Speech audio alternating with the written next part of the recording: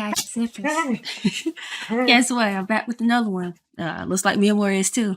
Let's get to it. It's more than statements, it's a way of life. So ambition, the Mr. Jason talking.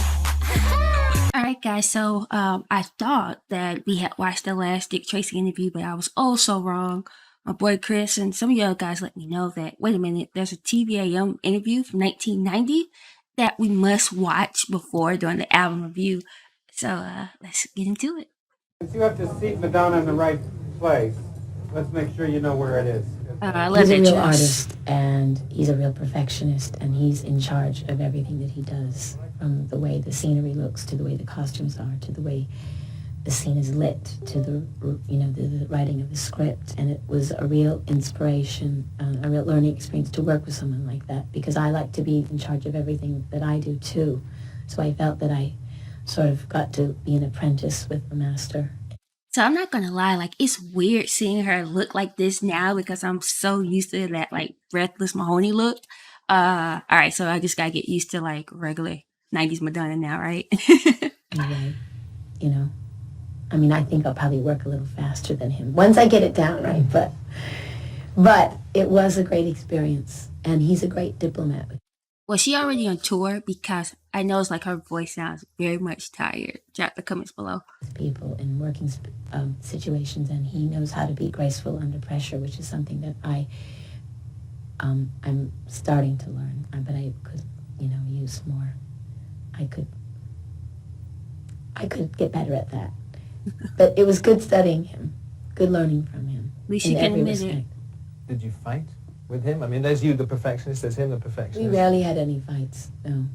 I think we had one fight on the set, but it was because I was shooting a video. So there he was, telling you that you shouldn't be doing this, giving you an earful, He was upset because I wasn't concentrating on one thing, which is, what I should have done, but like I said, I also have a music career, so.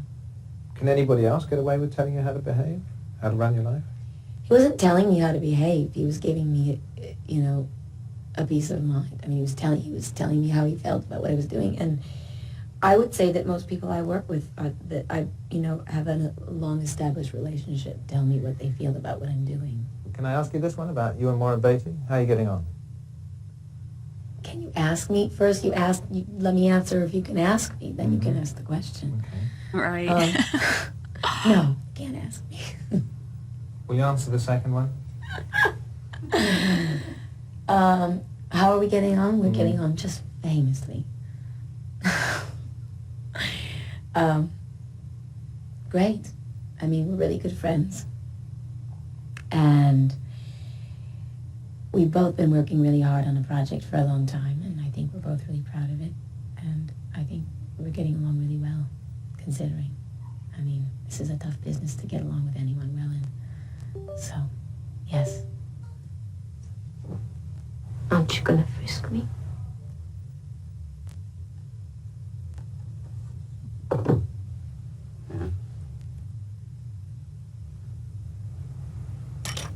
You know it's legal for me to take you down to the station and sweat it out of you under the lights. I sweat a lot better in the dark. All the good scenes they showing.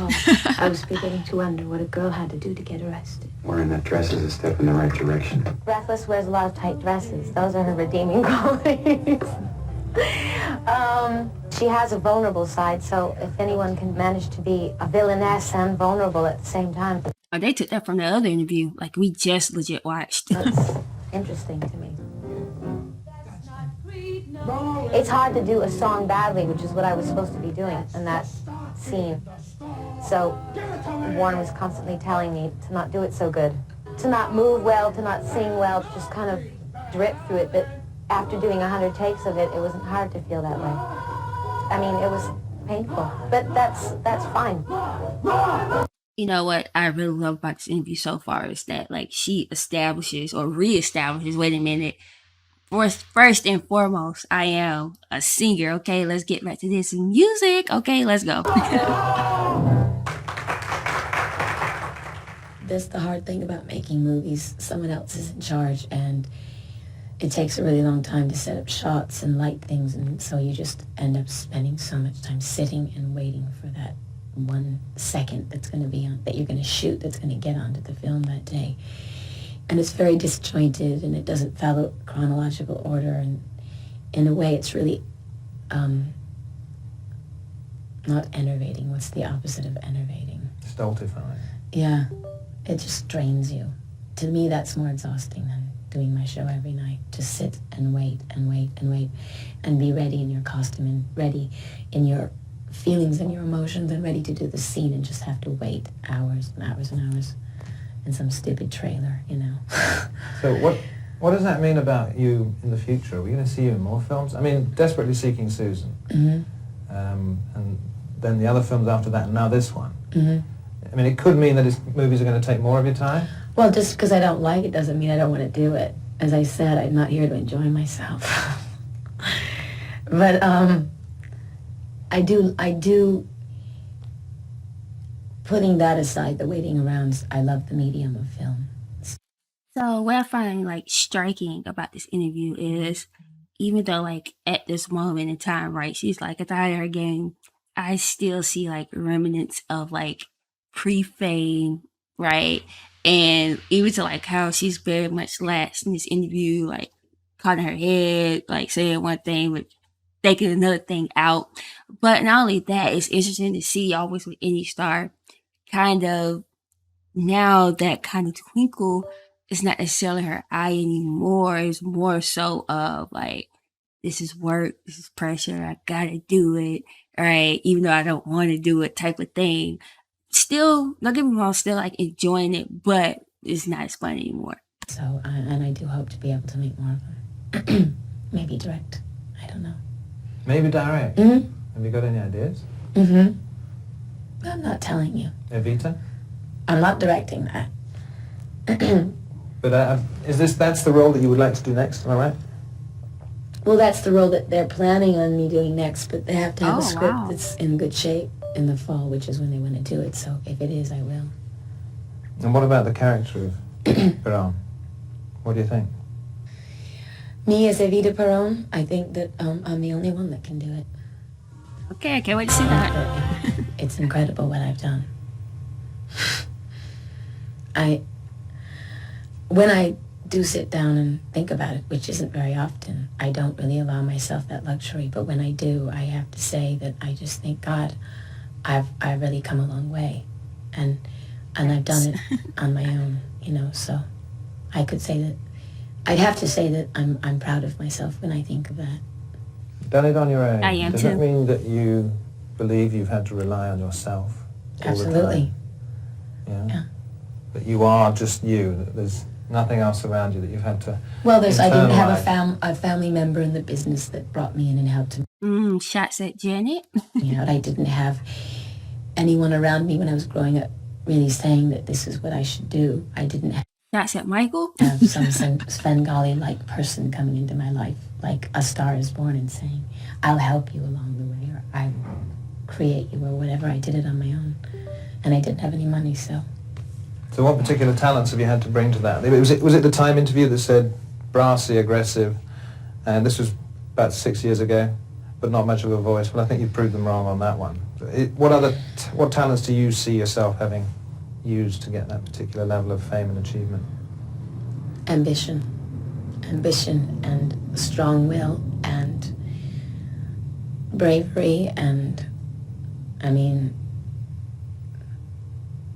a lot of energy. Ambition, strong will, bravery, a lot of energy. Sounds like words we live by, right? And that I think talent is energy, and I think that there's a lot of talented people in the world, but how far you go and what you do with your life depends on how hungry you are. Did you find it difficult to be taken seriously as a dancer turned singer, as opposed to somebody who'd actually gone straight into singing? Sure, it's always been difficult for me to be taken seriously because I flaunt my sexuality, because I haven't had a lot of formal training. I think if, as a person grows, that they're really true to what they feel inside, it doesn't matter how old you are. Can you see a middle-aged, an elderly Madonna and what you might be doing? Probably acting, and I collect art, so one of my fantasies is that I have an art gallery. Don't get too far ahead of the journey, but yes or no, is this prediction of the future accurate? Just a yes or no, no long explanations. And, you know, one of the people that I idolized was Peggy Guggenheim. Never heard You know, of how she sort of took young artists under her wings and, you know, patronized them and supported them until they sold their paintings and stuff like that. And have a gallery of the 21st century or something. I read that you one day would like to have children. Do you still would like to have children, have a family? Be ordinary? Well, I don't think having children is ordinary. But yes, I would. I think it's extraordinary. It's something I've never done, so I look at it with wonder and amazement. I just love the way she answers questions. Like, again, what about having children is ordinary? She's right about that. Like, if you've never done it, how can you say it's ordinary? Ooh, if you can't have a baby, how can you say it's ordinary?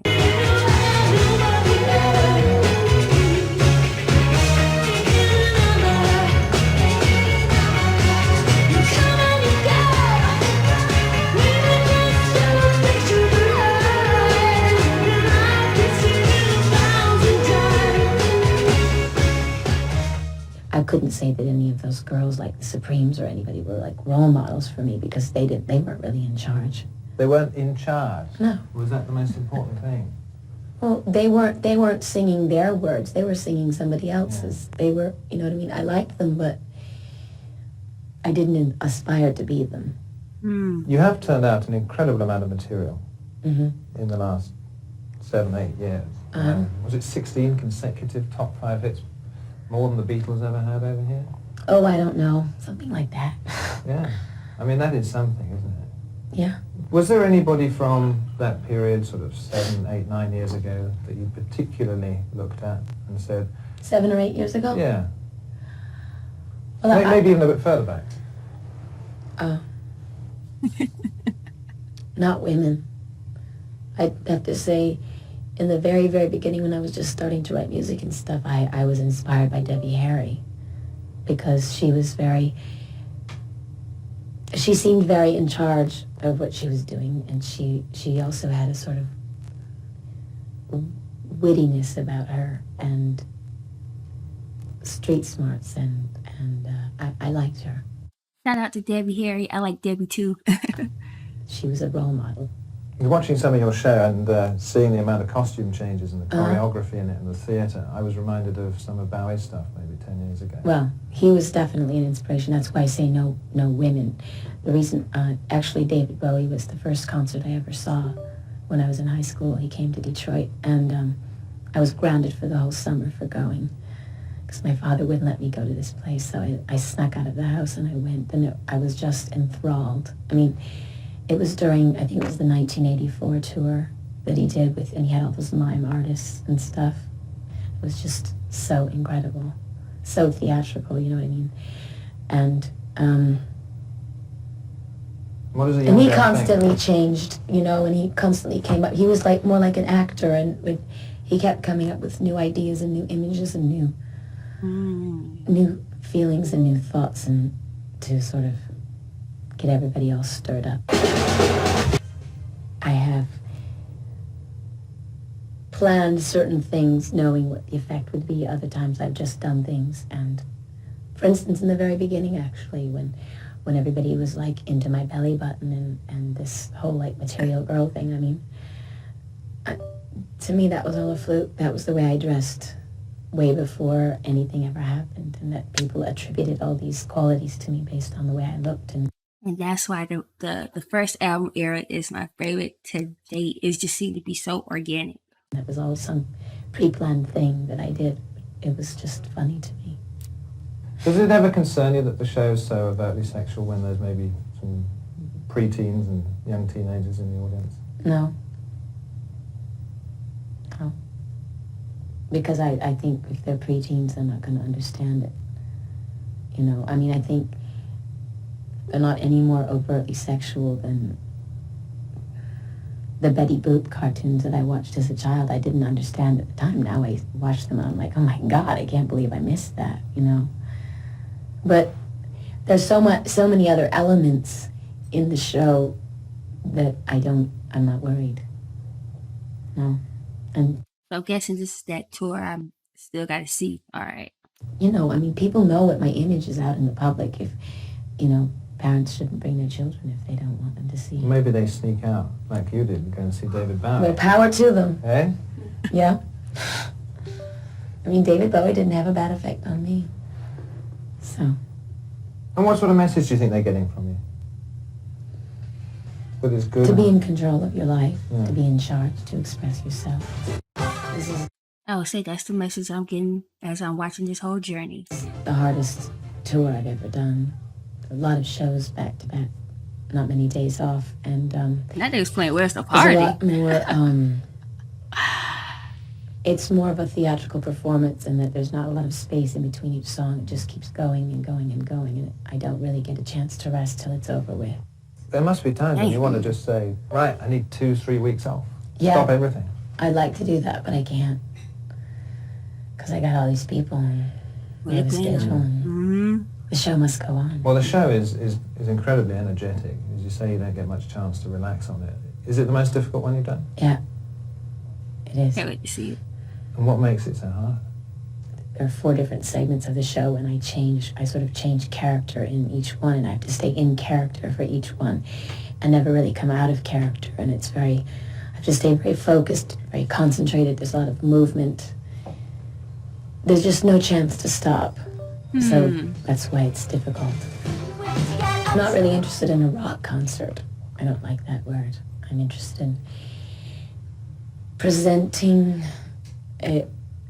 I keep repeating myself, so more theaters, so that there's a catharsis, there's an arc, there's an emotional arc, there's a journey that you go through, you feel, and I present myself in one way at the beginning of the show, and by the time I get to the end, it's something different. Is this what you wanted to do for a number of years and Yeah. you felt it took this metamorphosis to do it? Yeah. Yeah. And it was a period of growing up, was it? Yeah. And just the experience of being on stage and going on tours before and knowing what I can and can't do. And I guess I finally got the nerve and the artistic inspiration to do what I'm doing now.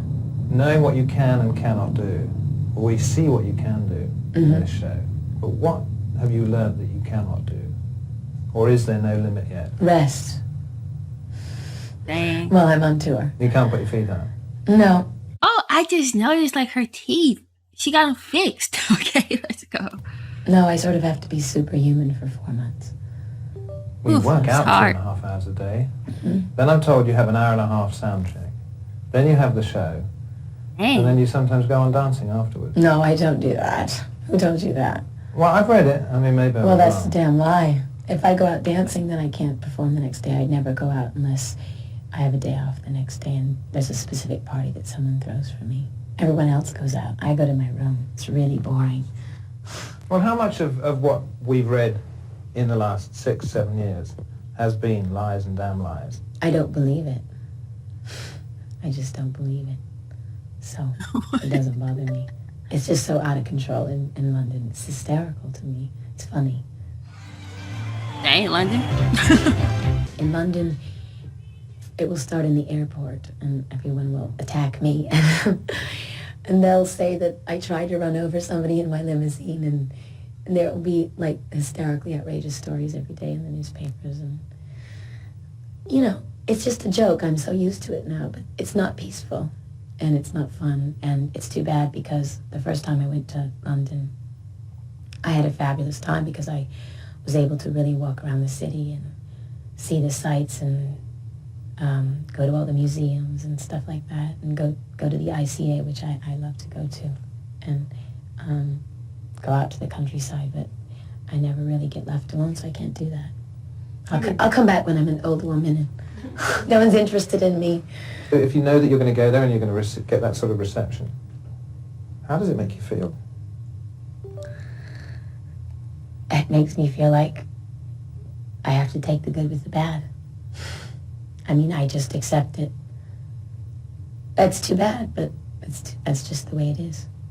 I know I have a lot of fans in London. That's why I go there. So I know that there are a lot of people who do respect my privacy and just want to see me perform, and that's all they expect from me.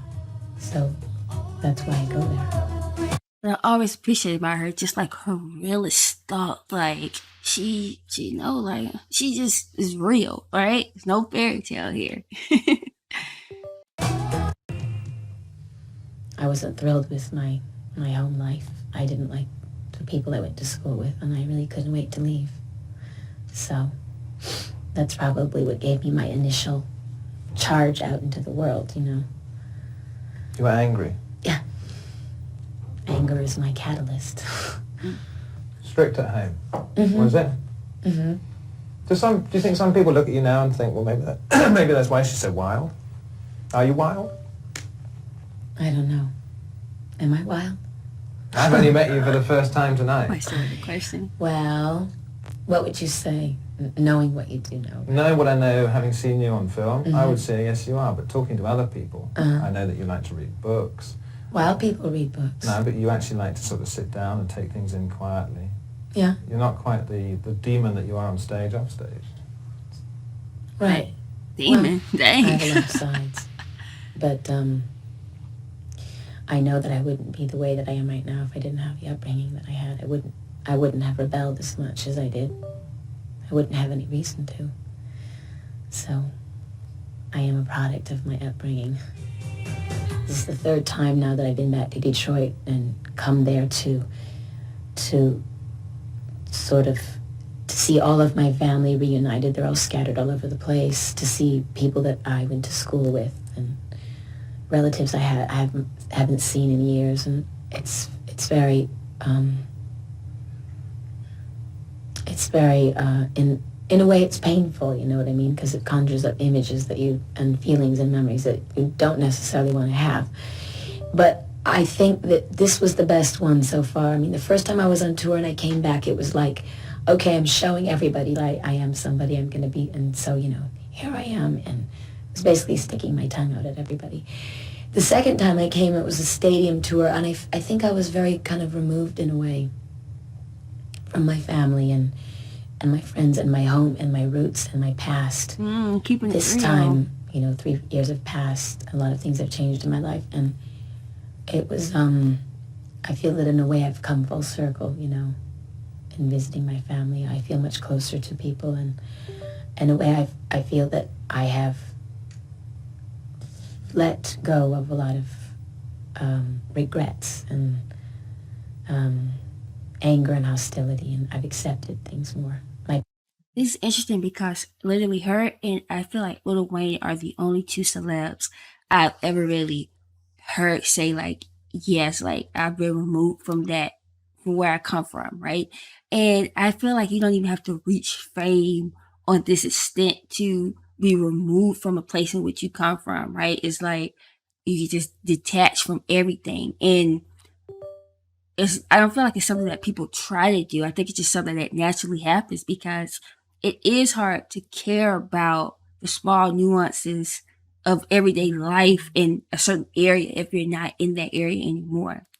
My past, I'm not so embarrassed about my past, like, you know what I mean? I think a lot of people go through a period where they don't want people to know where they're from, they don't want people to meet their parents, they don't want people to see the house they grew up in. It's just not as groovy as you wanted it to be. It's not as cool as Groovy. everybody else's. So. Have you been hurt quite a lot in the last few years? Wouldn't you like to know? So she been had a thing with them coffee mugs. Yeah. Yes. Yes, I would like to. Yeah. Mm-hmm. Yes. And the years before, and the years before, and the years before. Yeah.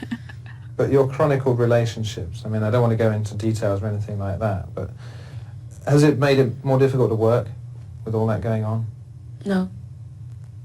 Thank God I have work to do. I feel like Betty Davis said something similar. Like at the end of the day, the only thing you really gonna have is work. Let's go. It keeps me from going insane. And you used your work as a sort of medicine Yeah. to put it all to one side. Well, yeah, in a way. can get a lot of things out through your work.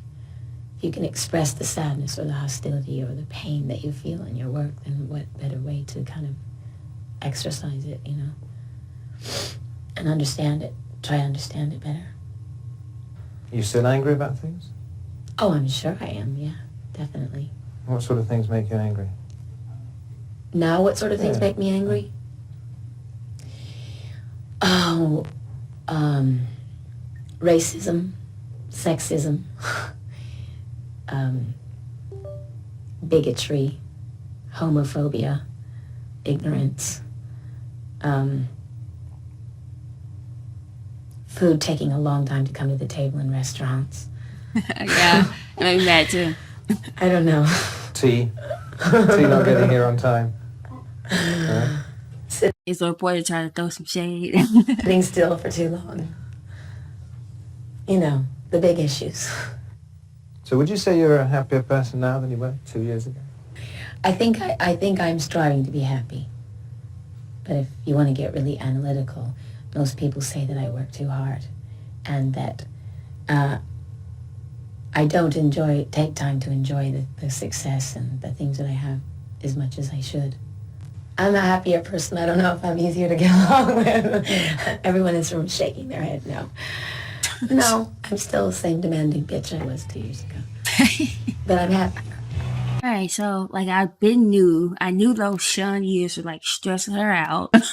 Like it wasn't as fun no more. What I find so interesting about like the interviews, like the interviewers who interviewed her, it's just like they want to see her turn up when they interview her. Like they want to see her like act crazy or something.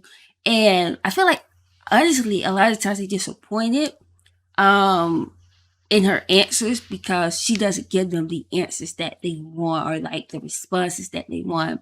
Like these guys are like just peering at her and like, oh snap. Or he's just trying to poke her, right? I feel like she's just like always one step ahead that like I feel like she would have been like a great lawyer. I just feel like I said, like you could definitely see like the maturity here in her. The I guess also like the price of success, right? Again, a loss of freedom, the rumors, the kind of unhappiness that can come with being famous and in love, but then with another famous person, the pressures of now not only having to worry about supporting herself, but supporting a whole empire. And again, she was talking about this in 1984. It's just so interesting. And to hear her talk about like this Evita movie that she was already had the part. And I believe it came out like maybe 6-7 years later. So I can't wait to see that later on down in the journey.